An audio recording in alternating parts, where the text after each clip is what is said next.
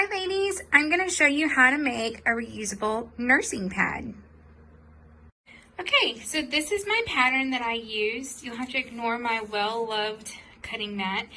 This is about a 4-inch circle. It's a little bit bigger than 4 inches, as you can see right here. I actually used the bottom of a Clorox wipe container to trace this on, and it's a really perfect size for these nursing pads. So that's my label. So if you would like to make these nursing pads, I can trace this onto a piece of cardstock for you.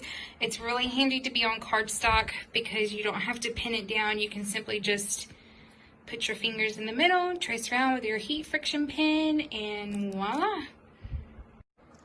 Okay, your pieces that you need to cut out are going to consist of 1 piece of cotton batting, 2 pieces of flannel, 1 piece of just plain cotton fabric. I chose plain flannel and plain cotton fabric because they're cheaper and I could get more bang for my buck that way. And then of course your PUL.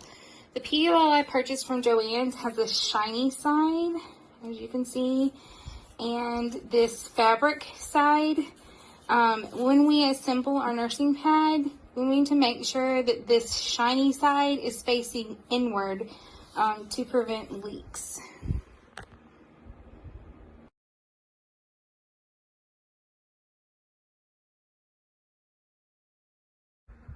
So the first thing we're going to do is we're going to take a piece of flannel, our cotton batting, and our other piece of flannel, and we're going to sandwich them together like this. You don't have to worry about sewing right sides together and then turning.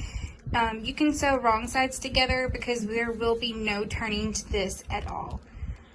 And the first thing we're going to do is we're going to do a little bit of quilting that just holds this piece together and it prevents it from puffing up or moving weird when they wash the pad. So in the directions I found, they actually sewed 2 circles along the edge, but I found that to be a little difficult to keep nice and neat. So what I like to do is I actually like to kind of just sew straight across like this and kind of make it look like a pie.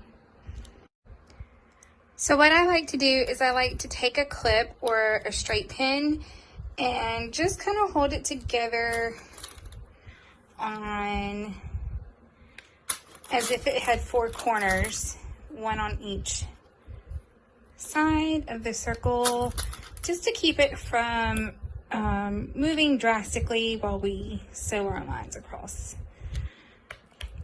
It's really easy to sew the lines across. I actually used Julie's tip of looking at the bottom of my circle rather than at my needle while sewing, and my lines are pretty darn straight. Okay, so I like to just go straight across. I like to put my needle in the middle, and I kind of just watch how my circle just kind of slightly overlaps my the plate on my sewing machine. It does it on both sides, and that's kind of how if you need something to help guide you and keep it centered, that's kind of how I do it. So we're going to do this 8 times and we'll be done. Okay, now that I've done my quilting, I'm going to put my PUL piece and my cotton piece with our flannel piece. So I like to pick which side looks best. Sometimes my sewing machine, when I sew fast, will snag, and so I'll just put those towards the back. We want to make sure that our PUL piece, the shiny side, needs to face the flannel, not the cotton. This is what's going to prevent leaks to the person's bra or shirt or whatever they have on over their nursing pad. And I like to clip these again, and I like to use a serge stitch on my sewing machine to do the outer edge. Okay, so as you can see, I have a Brother Project Runway sewing machine. And the stitch that I like to do for the outside edge is number 16 right here. It makes it look like a really good serge stitch, and it's very durable. So we are going to sew that stitch. I do it on 4.0, and we're going to do it all around the edge.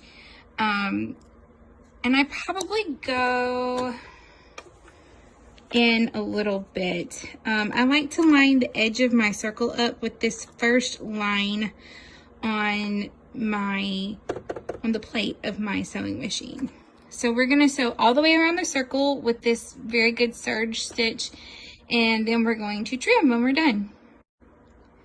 I wanted to show you guys, I think sometimes sewing in a circle can be kind of intimidating, but I just keep about this much of the fabric showing out from underneath my foot, lined up with that line, and I kind of pull over here off to the bottom corner of my circle and just kind of keep tension, and it really helps to pull that circle through there really well without me having to do a few stitches, stop, take it out, and do a few more and repeat.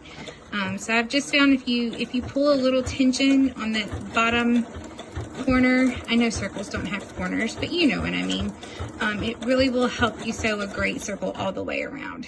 But I cannot do this one-handed, so okay, now that we've serged all the way around, I just wanted to point out that that stitch will not allow me to backstitch, so I overlap my stitches just to reinforce that start and stop spot on the nursing pad.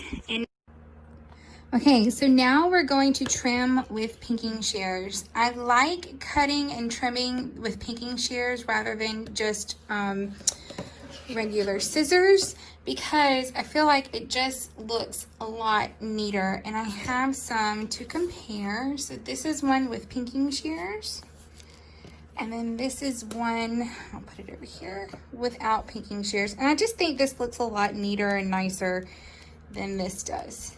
This is still a usable pad, this just looks nicer.